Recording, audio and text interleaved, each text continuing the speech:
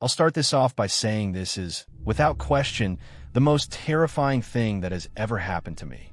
Last year, I was browsing Craigslist for a new TV. I found a 55-inch smart TV listed for only $150. It seemed like too good of a deal to pass up.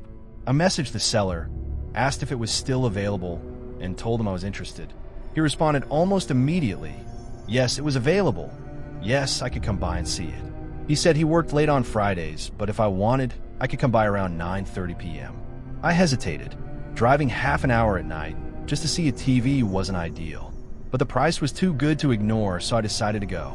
Thankfully, my friend Mason agreed to ride along with me. When we got there, Mason stayed in the car. The windows were tinted, so from the outside, it would have looked like I came alone.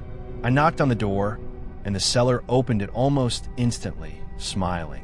"Hey man, how are you?" I said I was good.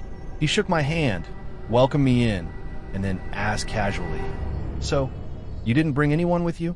The question stopped me cold. I forced a laugh and lied, saying no, I hadn't. He nodded slowly, said he'd just like to ask because he'd had bad experiences with Craigslist before. It was such a strange thing to bring up that my nerves started buzzing. Still, I walked inside. We made small talk until I heard something faint. Muffled yelling. Too faint to make out words, but it was there. My stomach tightened. I asked him about it. He smiled again and said it was just his two boys roughhousing in their bedroom. He pointed down the hall, but that wasn't where the sound had come from. It had come from below us, almost underneath the floor. I tried to brush it off. Maybe I was paranoid. Maybe I was imagining things.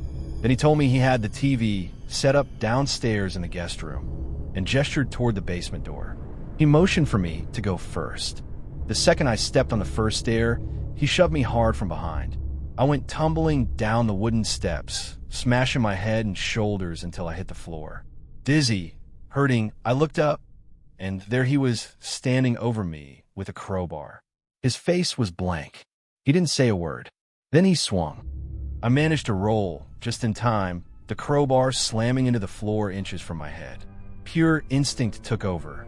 I kicked him in the stomach, grabbed the other end of the crowbar, and with all the strength I had, I swung it back into his skull. He dropped instantly. I scrambled up the stairs, screaming Mason's name, my voice breaking in panic. I made it to the front door, bolted outside, and dove into Mason's car. My heart was pounding so hard I thought I'd pass out.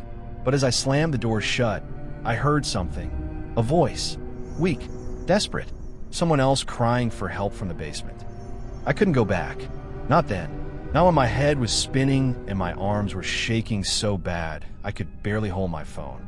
Mason floored it as I called 911, babbling the story between gasps for air. We had to return when the police arrived.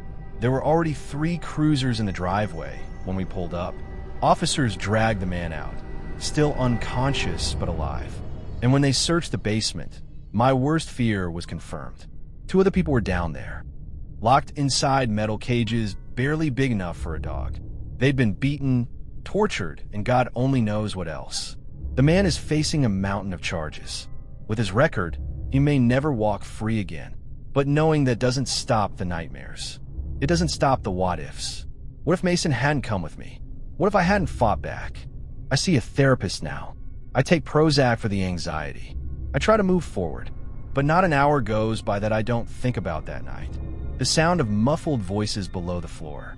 The weight of the crowbar swinging down toward my head. And most of all, the thought that if I hadn't swung back, I'd have been the one locked in that cage. I've flipped phones and electronics for years. iPhones, game systems, TVs, anything I could buy low and sell higher. iPhones were the best. The margins were solid and demand never stopped. One deal last year felt like a steal, an iPhone X for $155. I negotiated hard. Some people just want fast cash and will take the first decent offer. I listed it for $300, best offer considered, and expected it to move within a week.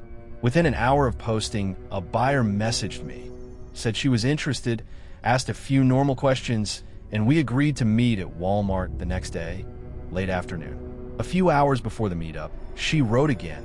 Could I please come to her house instead? She was tired after work. It would help her out. Red flag. but she was less than 20 minutes away and willing to pay the full $300. Against my better judgment, I agreed. She thanked me over and over, called me a lifesaver, and set the time for 7:30 p.m., later than I liked, but I went anyway. She lived off a main road, houses spaced out, a bit rural, a bit city, that in-between zone where porches are dark and dogs bark at nothing. As dusk slipped toward night, I knocked and felt my anxiety double. The door opened. "I'm Sabrina," she said, gesturing me in. On the couch sat her husband, silent, watching.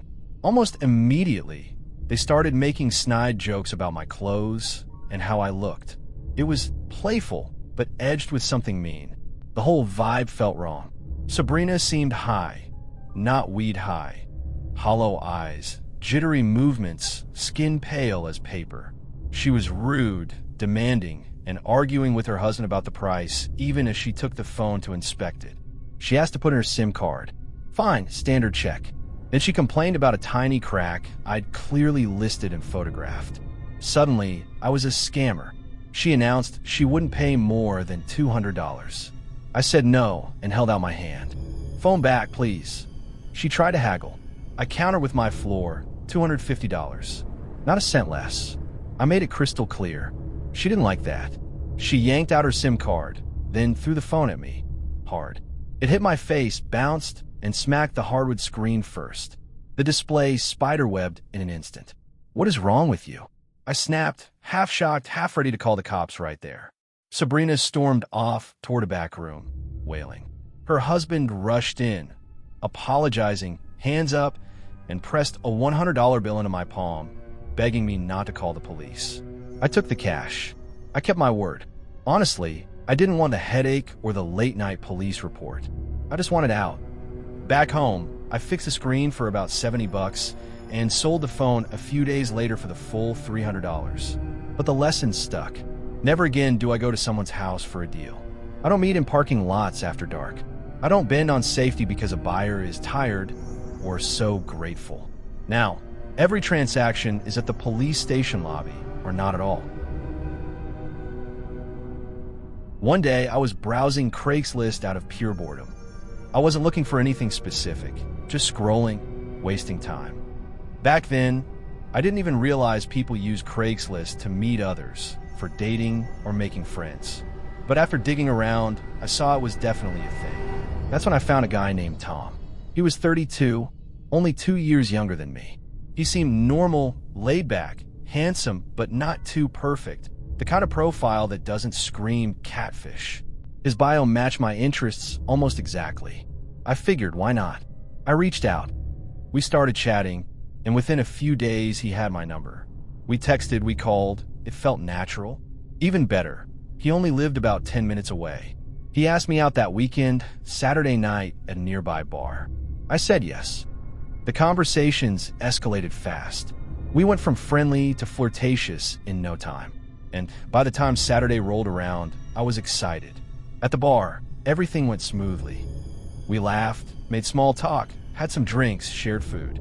I was tipsy, comfortable, even starting to feel something for him. But then, just before we were about to leave, my phone buzzed. It was a text from an unknown number. It read, "Stay away from my man. You better not be there with him when I get there."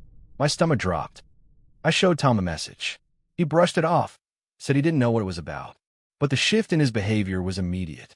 He grew awkward, restless, almost like he was waiting for something. And then, she showed up. His girlfriend.